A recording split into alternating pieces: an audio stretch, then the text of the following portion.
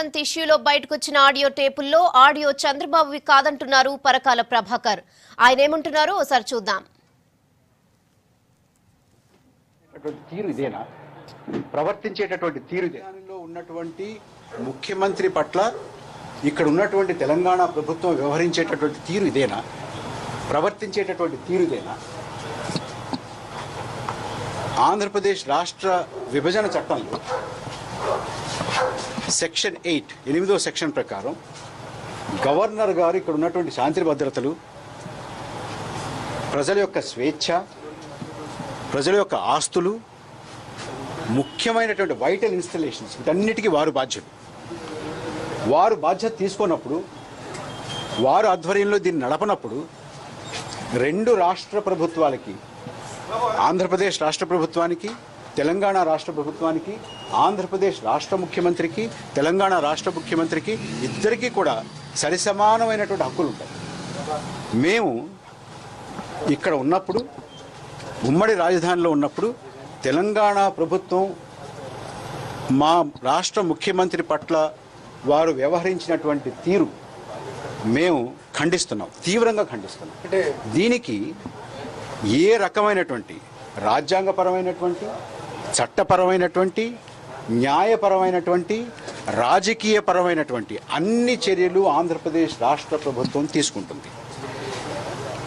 ఈ రాష్ట్రం ఏర్పడింది అని చెప్పి సంబరాలు చేసుకుని, మీరు సంబరాలు చేసుకున్న వెంటనే మేము రేపు మా కష్టాలను ఒకసారి గుర్తు చేసుకుని, మాకు రాష్ట్ర విభజన వల్ల ఇంత అన్యాయంగా జరిగినటువంటి రాష్ట్ర విభజన వల్ల మాకు జరిగినటువంటి కష్టాలని, నష్టాలని ఒకసారి గుర్తు తెచ్చుకుని, మా ముందున్నటువంటి సవాళ్ళను ఒకసారి గుర్తు తెచ్చుకుని, మేము నిర్దేశించుకున్నటువంటి లక్ష్యాలని ఏ రకంగా మేము సాధించుకోవాలి అనేటటువంటి విషయం మీద ఒక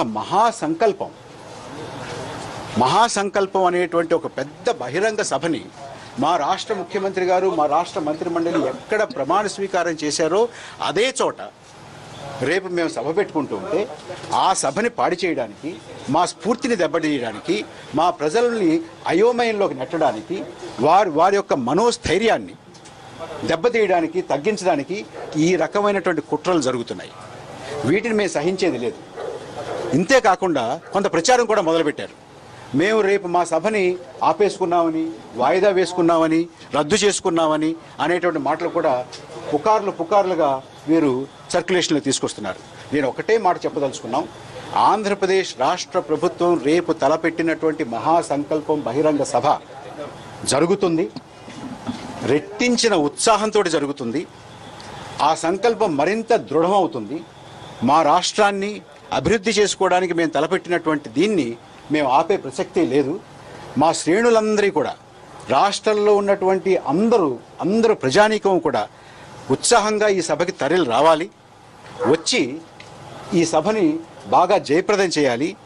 రాష్ట్రంలో ఉన్నటువంటి 5 కోట్ల మంది ఒక మహాసంకల్పాన్ని రేపు ద్విగుణీకృతమైనటువంటి ఉత్సాహంతో, ద్విగుణీకృతమైనటువంటి ఒక స్ఫూర్తితోటి తీసుకోవాలని నేను మనవి చేసుకుంటున్నాను. ఇది మా రాష్ట్ర ముఖ్యమంత్రి గారి గొంతు కాదు. ఇది రాష్ట్ర ముఖ్యమంత్రి గారి సంభాషణ కాదు. ఇది మా రాష్ట్ర ముఖ్యమంత్రి గారి గొంతు కాదు. ఇది రాష్ట్ర ముఖ్యమంత్రి గారి సంభాషణ కాదు. ఇది రాష్ట్ర ముఖ్యమంత్రి గారి సంభాషణ అని మీరు అంటూ ఉంటే ఒకటే మాట అడుగుతున్నానండి. జరిగినటువంటి ఉదంతం, అక్కడ ఉన్న లభ్యమైనటువంటి సేకరించినటువంటి సాక్ష్యాధారాలు అన్నీ మీరేం చెప్పారు? మీరన్నీ కూడా కోర్టుకు సమర్పించామని చెప్పారు. మీరు అన్నీ కోర్టుకు సమర్పించినప్పుడు ఇది మీకు ఎక్కడి నుంచి వచ్చింది? దీన్ని మీరు ఇప్పుడు బయట పెడుతున్నారనంటే ఇది సాక్ష్యాధారాల్లో సేకరించినటువంటిది కాదా? దానికి సంబంధించినటువంటిది కాదు అన్నప్పుడు మీకు ఇది ఎక్కడి నుంచి వచ్చింది? మీరు దీన్ని ట్యాప్ చేసాము అని చెప్తారా? చెప్పండి. మేము ఆంధ్రప్రదేశ్ రాష్ట్ర ముఖ్యమంత్రి గారి యొక్క ఫోన్ని మేము ట్యాప్ చేసాము.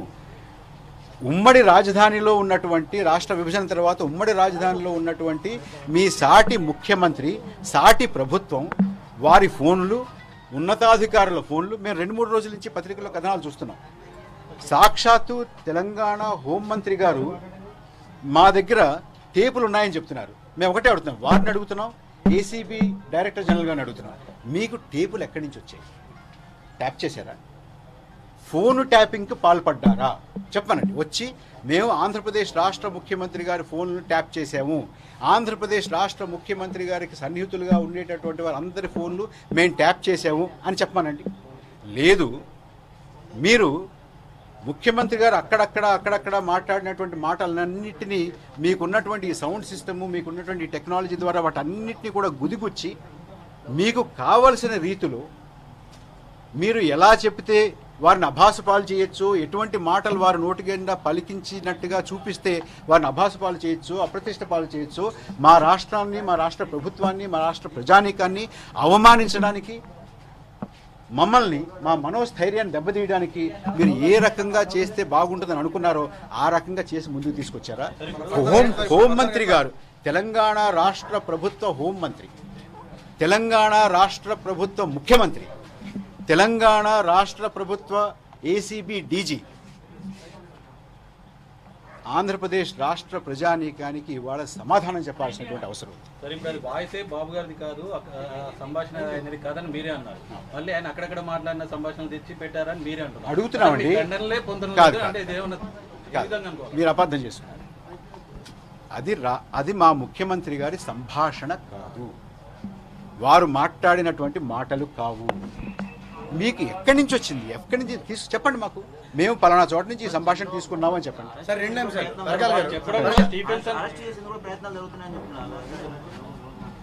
మా రాష్ట్ర ముఖ్యమంత్రి గారిని అరెస్టు చేసేటటువంటి దమ్ము, ధైర్యం, ప్రాతిపదిక రాజకీయంగా కానీ, చట్టపరంగా కానీ, న్యాయపరంగా కానీ, రాజ్యాంగపరంగా కానీ ఎవరికీ లేదు. సార్, ఇప్పుడు ట్యాపింగ్ సంబంధించి పరకల్ గారు, ఫోన్ ట్యాపింగ్ జరగడం వేరు, అది నేరమే. కానీ ఒక క్లయింట్ ఎవరైతే ఒక బాధితుడు ఫిర్యాదు ఇస్తే ఆయన ఫోన్ ని రికార్డ్ చేయడం న్యాయసమ్మతమే, అదొక ఆపరేషన్ లో భాగమే అని చెప్తా ఉన్నారు. దాన్ని మీరు ఎలా సమర్థించుకోండి? సీఎం గారి ఫోన్ ట్యాప్ చేయడం కాదు, ఎవరైతే బాధితులు ఉన్నారో, ఎవరైతే మీ ఎమ్మెల్యే వెళ్ళారో వాళ్ళ ఫోన్ ట్యాప్ చేశారు, వాళ్ళ ఫోన్ తో రికార్డ్ చేశారు అని చెప్తా ఉన్నారు. అది న్యాయసమ్మతమే కదా? అలాంటివి ఏవైనా వారు ఉన్నాయని అనుకుంటే అవన్నీ కూడా ఇవాళ కోర్టు కస్టడీలో ఉండాలి కదా. మీరు సేకరించినటువంటి అన్ని రుజువులు, అన్ని సాక్ష్యాలు ఇవాళ ఎక్కడ ఉండాలంటే మీరు చేసినటువంటి ఆడియో టేప్ కానీ, మీరు చేసినటువంటి వీడియో టేప్ కానీ, మీరు చేసినటువంటి సేకరించినటువంటి ఇతర సాక్ష్యాధారాలు కానీ ఇవాళ ఎక్కడ ఉండాలి? కోర్టులో ఉండాలి.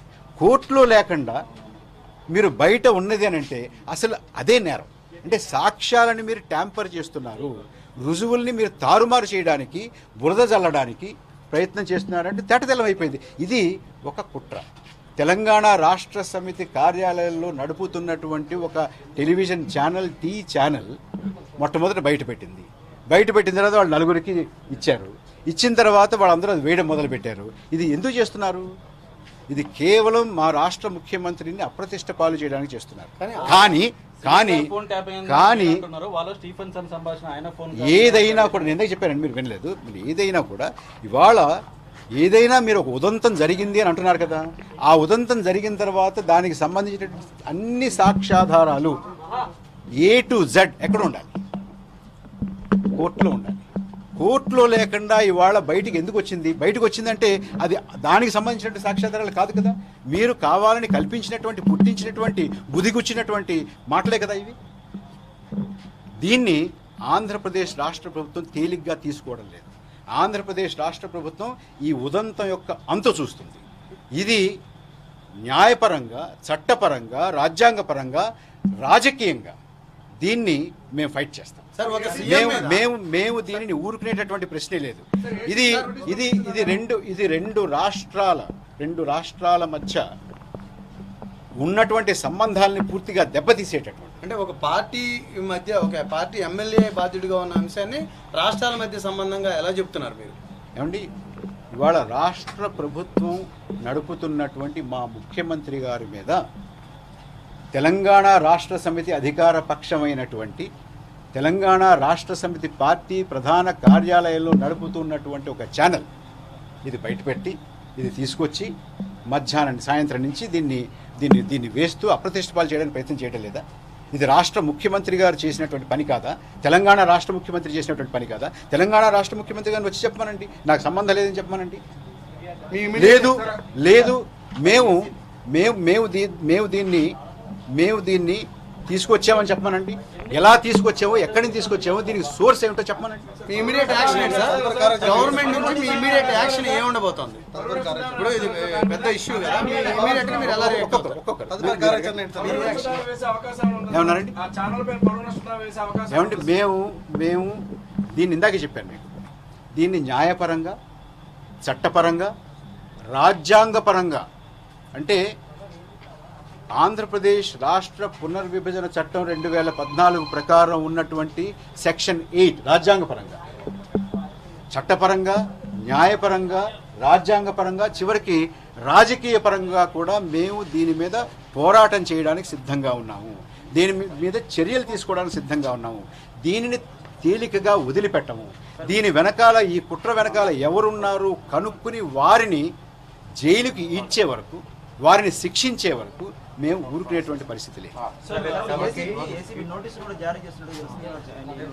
ఏమండి, ఇంతవరకు మాకు ఏ నోటీసులు రాలేదు. నోటీసులు వస్తాయని మేము అనుకోవడం లేదు. అంత ధైర్యం చేస్తారని మేము అనుకోవడం లేదు.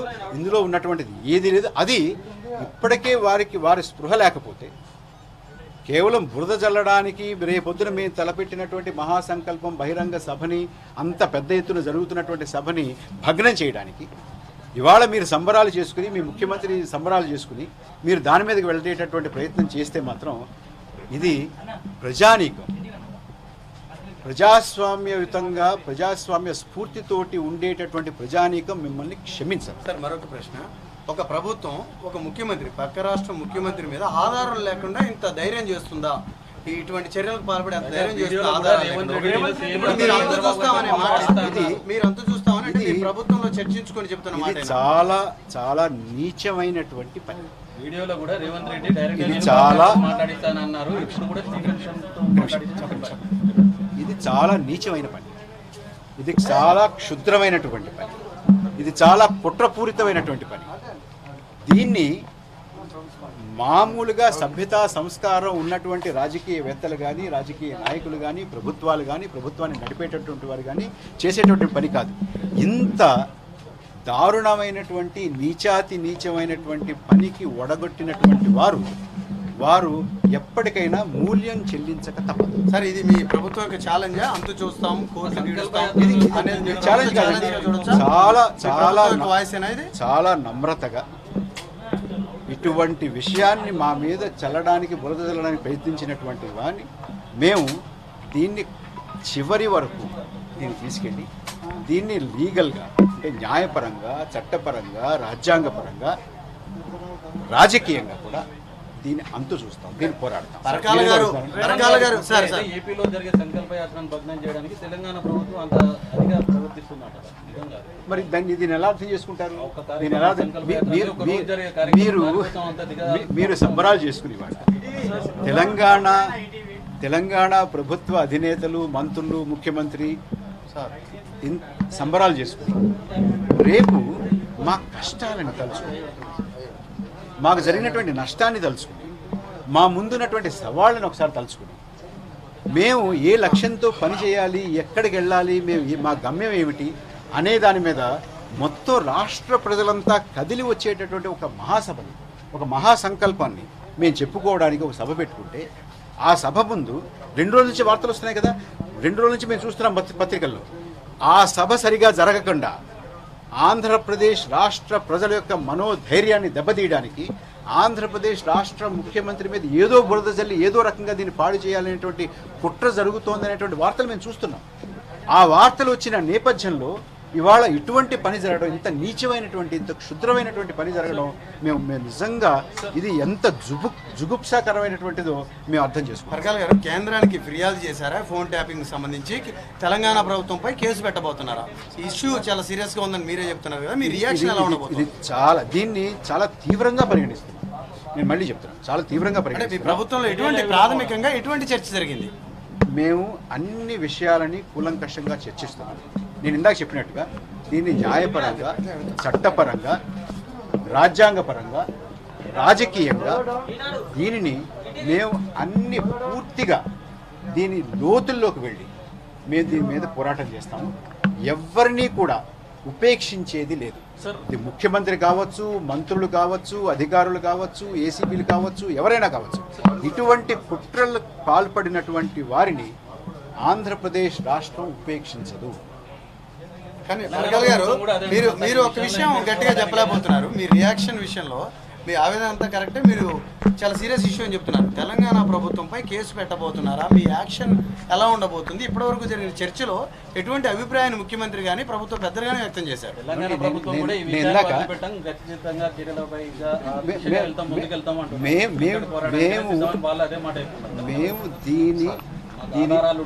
మేము దీని అంతు చూస్తాం. మా ముఖ్యమంత్రి గారి మీద, మా రాష్ట్ర ప్రభుత్వం మీద తెలంగాణ ప్రభుత్వం, తెలంగాణ అధికార యంత్రాంగం, తెలంగాణ ముఖ్యమంత్రి చేసినటువంటి కుట్రని మేము చూస్తూ, మా ప్రజలు చూస్తూ ఊరుకోరు. మా ప్రజలు కూడా చూస్తూ ఊరుకోరు, మా ప్రభుత్వం చూస్తూ ఊరుకోదు. మేము అన్ని రకాలైనటువంటి చర్యల్ని, ఇందాక మీరు అడుగుతున్నారు ఏం చర్యలు తీసుకుంటాం, రాజ్యాంగపరమైనటువంటి చర్యలు తీసుకుంటాం, చట్టపరమైనటువంటి చర్యలు తీసుకుంటాం, న్యాయపరమైనటువంటి చర్యలు తీసుకుంటాం, రాజకీయపరమైనటువంటి చర్యలు తీసుకుంటాం. ఇది ఒక ఇంట్రెస్టెడ్ ఇష్యూగా మార్చే ప్రయత్నం జరుగుతుంది. టీఆర్ఎస్ టీడీపీ ఉన్న గొడవ, ఒక ఎమ్మెల్యేలకు సంబంధించిన గొడవని, ఒక పార్టీకి సంబంధించిన గొడవని రెండు రాష్ట్రాల మధ్య గొడవగా, ప్రజల మధ్య గొడవగా చిత్రీకరించే ప్రయత్నం జరుగుతుందని ఉంది మీ ప్రభుత్వంపై. కానీ మీరు ఇప్పుడు చూశారు కదా, ఇప్పుడే విన్నారు కదా, ఇది ఎవరు చేశారు? నిన్నగాక మొన్న తెలంగాణ రాష్ట్ర ప్రభుత్వ హోంమంత్రి చేసినటువంటి ప్రకటన దరిమిలా వచ్చినటువంటి, ఆ దరిమిలా వచ్చినటువంటి పరిణామం. అంటే తెలంగాణ రాష్ట్ర హోంమంత్రి చెప్పినటువంటి మాటల తర్వాత వచ్చినటువంటి పరిణామం అంటే దాని అర్థం ఏమిటి? తెలంగాణ ప్రభుత్వం ఆంధ్రప్రదేశ్ రాష్ట్ర ప్రభుత్వం మీద తీసుకున్నటువంటి చర్య కాదా ఇది? తెలంగాణ ప్రభుత్వం ఆంధ్రప్రదేశ్ రాష్ట్ర ముఖ్యమంత్రి మీద తీసుకున్నటువంటి చర్య కాదా ఇది? తెలంగాణ ప్రభుత్వం ఆంధ్రప్రదేశ్ రాష్ట్ర ముఖ్యమంత్రి మీద, ఉమ్మడి రాజధానిలో ఉన్నటువంటి ఆంధ్రప్రదేశ్ రాష్ట్ర ముఖ్యమంత్రి మీద సెక్షన్ 8 ఉన్నటువంటి, ఆంధ్రప్రదేశ్ పునర్విభజన చట్టం ప్రకారం సెక్షన్ 8 ఉన్నటువంటి పరిస్థితుల్లో, సందర్భంలో ఆంధ్రప్రదేశ్ రాష్ట్ర ముఖ్యమంత్రి గారి మీద తీసుకున్నటువంటి చర్య కాదా ఇది? దీన్ని ఎంత తీవ్రంగా పరిగణించాలో అంత తీవ్రంగానూ పరిగణించి ఏ రకంగానూ కూడా ఆంధ్రప్రదేశ్ రాష్ట్ర ప్రభుత్వం దీన్ని ఉపేక్షించేది లేదు. మీ ద్వారా ఇంకొక మాట కూడా చెప్పదలుచుకున్నాను. అదే చెప్తున్నానండి, దానికోసం వస్తున్నాను. మీ ద్వారా ఇంకొక మాట కూడా చెప్పదలుచుకున్నాను. చాలామంది ఆంధ్రప్రదేశ్ రాష్ట్ర ప్రజలని తప్పుదోవ పట్టించడానికి, రేపు సభ రద్దయింది, వాయిదా పడింది, జరగటలేదు, జరగదు అనేటటువంటి మాట పుకార్లు పుట్టించి మా సభ జరగకుండా చూడడానికి ప్రయత్నాలు చేస్తున్నారు. నేను మీ ద్వారా ఆంధ్రప్రదేశ్ రాష్ట్ర ప్రజానీకానికి ఒకటే విజ్ఞప్తి చేస్తున్నాను. ఇటువంటి వాటిని నమ్మకండి, ఈ మాటలు, ఈ పుకార్లను నమ్మకండి. మన సభ జరుగుతుంది, బాగా జరుగుతుంది. రెట్టించిన ఉత్సాహంతో, రెట్టించిన స్ఫూర్తితోటి మీరందరూ రండి. మనకి చాలా, ఇది ఒక మహాసంకల్పం చెప్పుకునేటటువంటి సభ, ఒక మహాసంగ్రామానికి మనం సమాయత్తం అవ్వాల్సినటువంటి సభగా మనం దీన్ని జరుపుకుందాం. ఎవ్వరిని కూడా ఉపేక్షించేది లేదు.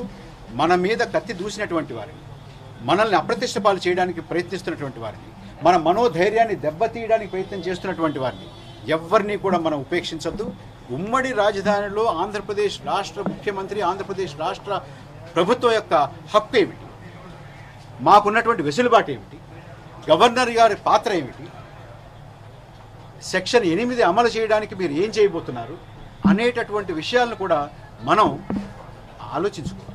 రాష్ట్ర ప్రజానీకం, ఆంధ్రప్రదేశ్ రాష్ట్ర ప్రజానీకం రేపు జరిగేటటువంటి మహాసంకల్పం సభలో వీటన్నిటి మీద కూడా ఆలోచించుకుని మనం ఒక కార్యాచరణ ప్రణాళికని రూపొందించుకోవాలి. నేను ఇందాకే చెప్పాను, నేను మళ్ళీ చెప్తున్నాను. చట్టపరంగా, న్యాయపరంగా, రాజ్యాంగపరంగా, రాజకీయపరంగా అన్ని విధాల ఏ రకమైనటువంటి చర్యలు చేపట్టాలో అన్ని చర్యల్ని చేపడతాము. దీన్ని రాష్ట్ర ప్రభుత్వం, ఆంధ్రప్రదేశ్ రాష్ట్ర ప్రభుత్వం చాలా తీవ్రంగా పరిగణిస్తారు. ఇది మామూలు వ్యవహారంగా మేము పరిగణించడం లేదు. దీనిని ఎక్కడ వరకు, దీన్ని ఎంత లాజికల్గా ఎక్కడికి తీసుకెళ్లాలో మేము అక్కడికి తీసుకెళ్ళాలి. చంద్రబాబు నాయుడు గారికి సంబంధించిన ఈ చర్యల వరకే మీ ఖండనగా భావించవచ్చు. మొత్తం వ్యవహారంలో రేవంత్ రెడ్డి 50 లక్షలు, అదేవిధంగా ఇతరులపై వస్తున్న స్టింగ్ ఆపరేషన్ మొత్తంగా వాటిపైన కూడా మీరు ఖండిస్తున్నారు. మీరు చెప్పినటువంటి ఉదంతం ఇవాళ పూర్తి పరిధిలో మీకు కానీ మాకు కానీ ఖండించడమో మరొకటో చెప్పడం భావ్యం కాదు.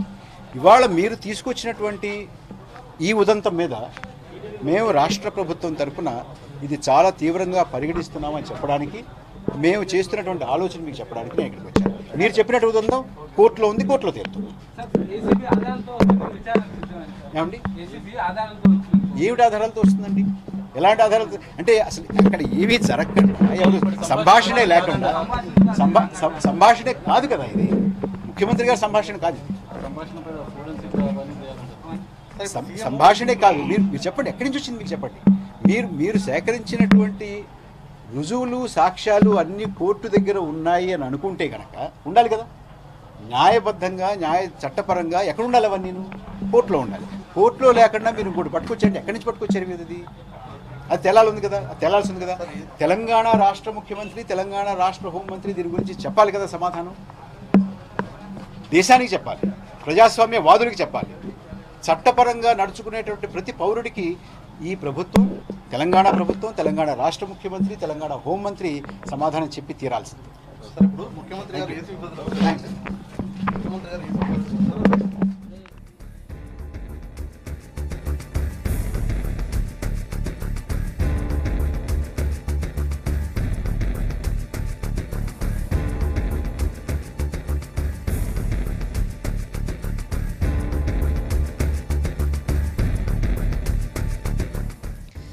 అసలు టేప్ లో ఉన్నది ఏపీ సీఎం బాబు వాయిస్ కాదని అన్నారు పరకాల ప్రభాకర్. కేవలం ఇదంతా కుట్రలో భాగమని అన్నారు. అలాగే రేపు జరగబోయే మహాసంకల్పం సభ ఖచ్చితంగా జరుగుతుందని, రెట్టించిన ఉత్సాహంతో సభను జరుపుకుంటామని అన్నారు.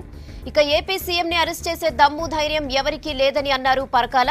ఇక ప్రభుత్వం తరపు నుంచి ఇష్యూపై ఏం చేస్తారని అడిగిన దానికి ఈ విషయాన్ని రాజ్యాంగపరంగా, న్యాయపరంగా, చివరికి రాజకీయ పరంగా పోరాటం చేస్తామని అన్నారు. ఎవరిని ఉపేక్షించేది లేదని, దీనిపై లోతుగా విశ్లేషణ జరిపిస్తామని అన్నారు పరకాల.